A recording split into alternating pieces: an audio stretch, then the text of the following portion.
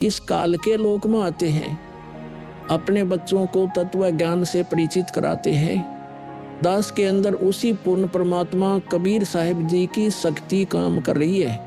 आप सभी पुण्यात्माओं को काल के जाल से निकालने के लिए परमात्मा इस पृथ्वी लोक में फाल्गुन शुक्ल पक्ष एकम विक्रमी संवत 2053 9 मार्च 1997 रविवार के दिन आए और सार नाम व सार शब्द खुलकर देने का आदेश दिया, जिससे आप सभी का मोक्ष हो सके। इसके बाद इस आध्यात्मिक ज्ञान के प्रचार प्रसार में बहुत तेजी आई और आज आप सभी पुण्यात्माओं को अपने निज घर की और परमात्मा की पहचान हो पाई। 600 साल पहले परमात्मा को ना पहचान कर हम काल के जाल में धोखे से रह गए थे। अब की बार दास को आम संत समझकर धोखा मत खा जाना। यदि आप इस परमात्मा के तत्व ज्ञान से पूर्णतः परिचित हो चुके हो तो दास के इस इशारे को समझकर अपना उद्धार करवा लेना और अपने अन्य भाइयों बहनों को भी कबीर परमात्मा का यह सच्चा मार्ग समझाना। दास को कबीर परमात्मा का मिलना आप सभी के जीवन के कल्याण का कारण बन रहा है। आपको अब उस दिन की घटना के बारे में बताता हूँ। ये सत्य घटना उस दिव्य प्रसंग की है जो आज तक केवल एक रहस्य था। वो रहस्य सालों पश्चात अब आपके सामने प्रस्तुत होने जा रहा है।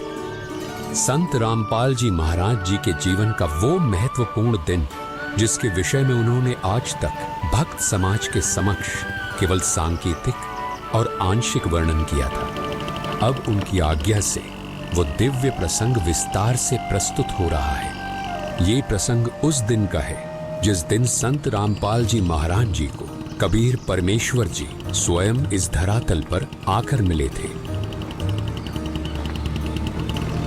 हे गुरुदेव राम देवानंद जी महाराज, ना जाने आपने इस दास में क्या देखा कि आपने इस दास को इतनी बड़ी जिम्मेदारी दे दी। अपने बाद मुझे गुरु पद पर बैठा दिया। ये दास अपनी आखिरी सांस तक आपके द्वारा दिया गया जगत कल्याण के मार्ग और मोक्ष के कार्यों को पूरा करने के लिए समर्पित रहेगा।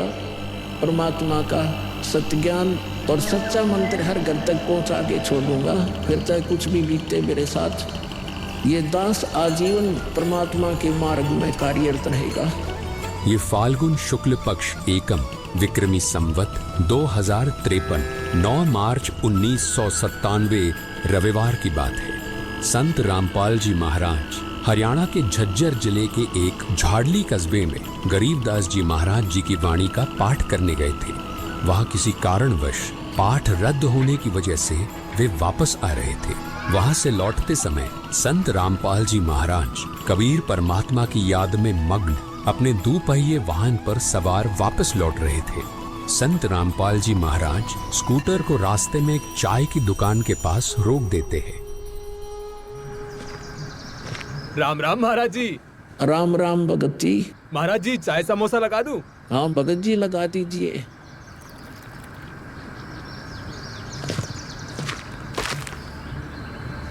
इस बोले भगत को भी परमात्मा का तत्व ज्ञान समझाना चाहिए।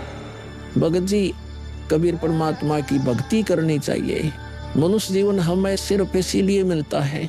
मानुष जन्म दुर्लभ है ये नलन बोरे, जैसे तरवर से पत्ता टूट गिरे वो बोर न लगता डोरी। भगत जी, इस काल लोक का कोई भरोसा नहीं है, न जाने कब किस पर क्या बिजली गिर जाए। इसलिए कहता हूँ आपको कि कबीर परमात्मा से जुड़ जाओ, नाम दीक्षा लेकर अपना कल्याण करवा लो। वो कबीर परमात्मा यह भी आपकी और आपके परिवार की रक्षा करेगा और मृत्यु के बाद सीधा मोक्ष को प्राप्त कर जाओगे। ठीक कहते हो महाराज जी। ये कबीर परमात्मा ऐसे गंदे लोक में जहां आदमी की जिंदगी का पल का भरोसा नहीं, व्यक्ति यहाँ जी कैसे रहा है, ना जाने कब क्या हो जाए। कब कौन सी बीमारी हो जाए, कब दुर्घटना हो जाए, कब कोई संसारिक आपदा आ जाए। दाता, आपकी भक्ति के बिना यहाँ किसी को ना सुख मिल सकता है और न ही मोक्ष। ये बात ये बोले जीव कब समझेंगे? आखिर ये अज्ञान अंधेरा कब दूर होगा दाता? आप ही दया करेंगे कबीर परमेश्वर। ये बोले जीव तो अपना जीवन आपकी भक्ति के बिना व्यर्थ ही कर रहे हैं। चाय पीने के बाद संत रामपाल जी महाराज मातन हिल की तरफ निकल पड़ते हैं। बिन उपदेश अचंभ है, क्यों जीवित है प्राण, और भक्ति बिना काठोर है, ये नर नहीं पाषाण।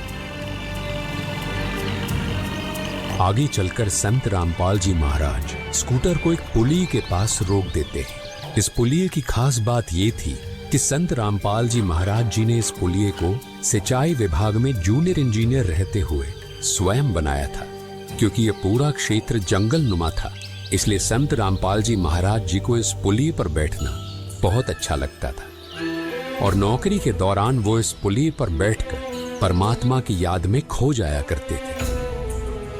हे दयालु कबीर परमात्मा, आप जी हम नीचों के लिए 600 वर्ष पहले एक दानक रूप धारण कर इस गंदे लोक में 120 वर्ष तक रहे।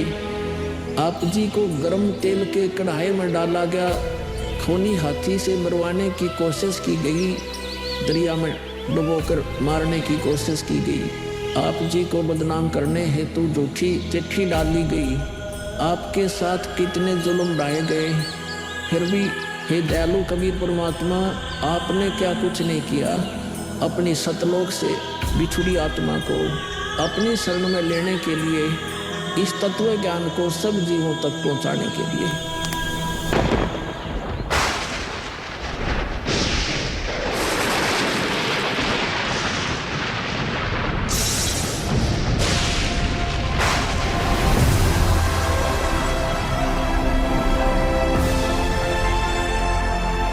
साहेब कबीर आजा आत्मा तोए पुकारती, तेरे हाथ में चाबी वो सतगुरु सतलोक द्वार की।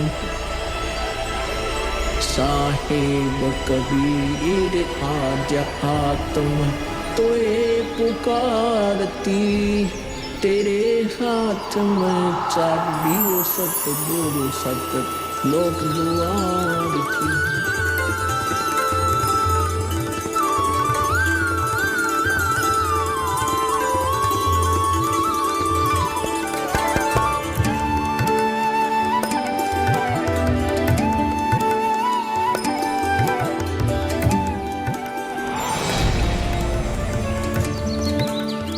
राम राम भगत जी।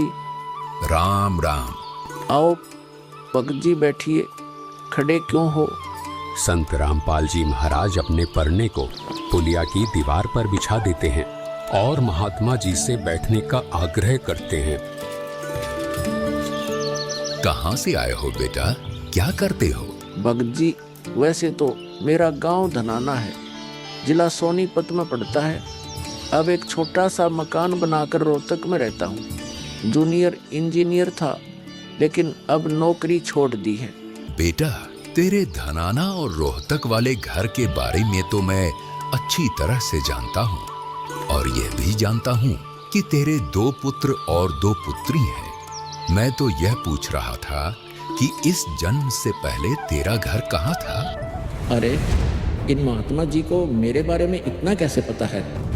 महात्मा जी, जन्म से पहले हम सतलोक में थे, वही हमारा घर था। लगता है ये भगत जी राधा स्वामी पंथ के अनुयायी हैं। इनको सत्य का ज्ञान कराना चाहिए। मेरे गुरुजी स्वामी रामदेवानंद जी हैं। मेरे भगवान कबीर देव जी सृष्टि के रचनहार हैं, वही सतपुरुष है।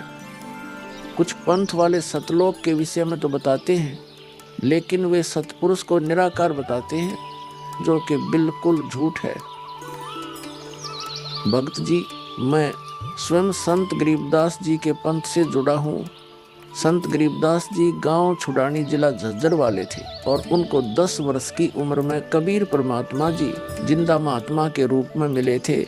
उसके बाद कबीर परमात्मा जी गरीबदास जी की आत्मा को अपने साथ सतलोक ले गए थे और वहाँ की सारी व्यवस्था दिखाकर उन्हें इस धरती पर वापस छोड़ा था। फिर उन्हीं बालक गरीबदास ने सतलोक के बारे में बताया कि ऊपर सतलोक है, वहाँ सारी सुख सुविधा उपलब्ध हैं, सदाबहार बाग हैं, नर नारी की सृष्टि है। वहीं पर एक गुम्मट युक्त महल में कबीर परमात्मा जी सिंहासन पर बैठे हुए हैं और वहीं से कबीर परमात्मा जी इस सृष्टि को चला रहे हैं। हम सब वही रहा करते थे, वही हमने जाना है। जो सतलोक में केवल प्रकाश ही प्रकाश बताते हैं उनका ज्ञान गलत है, वे मोक्ष प्राप्त नहीं कर सकते। भक्त जी उस बालक गरीबदास ने वाणियों के माध्यम से बताया है कि गरीब अनंत कोटि ब्रह्मांड का एक रति नहीं भार, सतगुरु पुरुष कबीर हैं कुल के सिरजनहार। कौन कबीर? हम सुल्तानी नानक तारे दादू को उपदेश दिया, जाति जुलाहा भेद नहीं पाया, काशी माहे कबीर हुआ। बहुत आनंदित करने वाली बातें करते हो, और बताओ कुछ। इन्हें अपना ज्ञान अधूरा लग रहा है, हो सकता है ये नाम दीक्षा लेकर परमात्मा से जुड़ जाए। भक्त जी, अगर आपको अपना कल्याण करवाना है तो एक ही तरीका है, नाम दीक्षा। मेरे पूज्य गुरुजी ने मुझे नाम दीक्षा देने का आदेश दे रखा है। मैंने अपना घर और नौकरी छोड़ दी है, अब गुरुदेव जी की ही आज्ञा अनुसार प्रचार और दीक्षा देने का पवित्र कार्य कर रहा हूँ। बेटा, क्या तुम्हारे गुरुजी ने तुम्हें सारनाम और सार शब्द देने का भी आदेश दिया है? इन्हें कैसे पता सारनाम सार शब्द के बारे में? गुरुदेव की आज्ञा थी कि अभी सारनाम को सार्वजनिक नहीं करना है। उन्होंने कहा था कि मुझे स्वयं परमेश्वर कबीर जी मिलेंगे और वही मुझे सारनाम को सार्वजनिक करने का सही समय बताएंगे। तब तक यह सारनाम केवल विशेष विश्वास पात्र अनुयायियों तक सीमित रखना है। बेटा रामपाल, मैं ही सत्य पुरुष कबीर हूँ। अब वह समय आ गया है सार नाम और सार शब्द प्रदान करने का। वह भक्त जी, मैंने आपको बता दिया कि कबीर परमेश्वर मुझसे मिलने आएंगे, तो आप स्वयं ही कबीर परमेश्वर बन बैठे। मैंने अपने गुरु जी से पूछा था कि हे गुरुदेव, मैं कैसे पहचानूंगा जो मुझे मिलेंगे कि वे कबीर भगवान हैं? गुरु जी स्वामी राम देवानंद जी बोले, यह विश्वास करवाना, वो पहचान करवाना उनका काम है। तभी तो मैं बता रहा हूँ, मैं ही सत्य पुरुष कबीर हूँ। कबीर परमेश्वर जी सबको जिंदा बाबा के वेश में मिले हैं, आप तो जिंदा बाबा वाले वेश में नहीं हो। जिंदा महात्मा तो मुसलमान साधु होते हैं। मुसलमान धर्म तो अभी 1500 साल पहले ही बना है। मेरा असली वेश तो यही है जिस रूप में मैं तुम्हारे सामने खड़ा हूँ। रामपाल, तुम मेरी परम हंस आत्मा हो। जगत कल्याण के लिए मैंने ही तुझे भेजा है। अब सही समय आ गया है सार नाम और सार शब्द देने का। मैं कभी सिर पर मुकुट, कभी पगड़ी, कभी टोपी धारण कर लेता हूँ। चारों युगों में आता हूँ। सतयुग में सत सुकृत नाम से, त्रेता युग में मुनींद्र नाम से, द्वापर युग में करुणामय नाम से और कलयुग में अपने वास्तविक नाम कबीर देव यानी कबीर नाम से आता हूँ और तेरे जैसी हंस आत्माओं से मिलकर उनका भ्रम दूर करता हूँ। लेकिन अगर तुझे केवल जिंदा महात्मा के रूप में विश्वास है तो मैं तुझे अपना वो रूप भी दिखा देता हूँ। ये देख।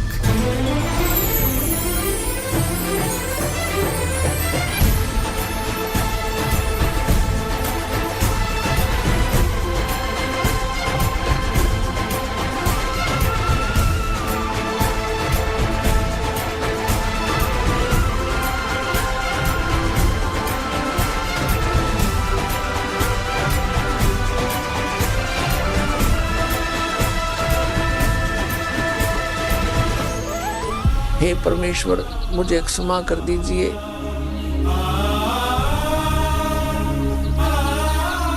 मुझसे अनजाने में गलती होगी।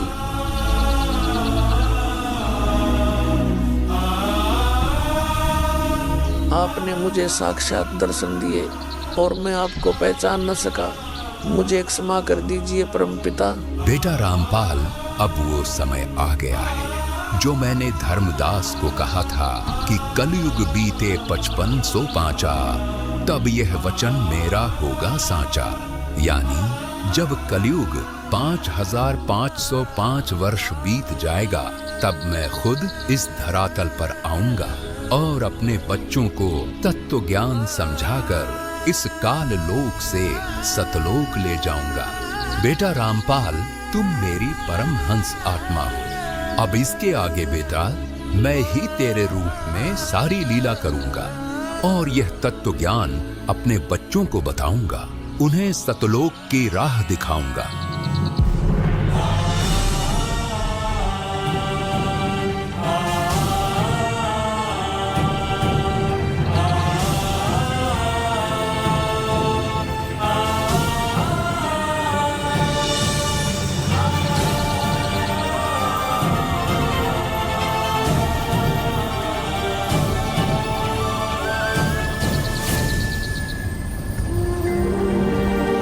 इस प्रकार कबीर परमात्मा संत रामपाल जी महाराज जी को सह शरीर सतलोक भेज देते हैं और अपनी लीला को आगे बढ़ाते हैं। गैबी ख्यालवी साहल सतगुरु अतल दिगंबर कीर्ति भक्ति हेत काया धर आए अवगत सहत कबीर। भक्ति हेत काया धर आए अवगत सहत कबीर। अमर करूं सतलोक पठाऊं तात बंदी छोड़ कहाऊं।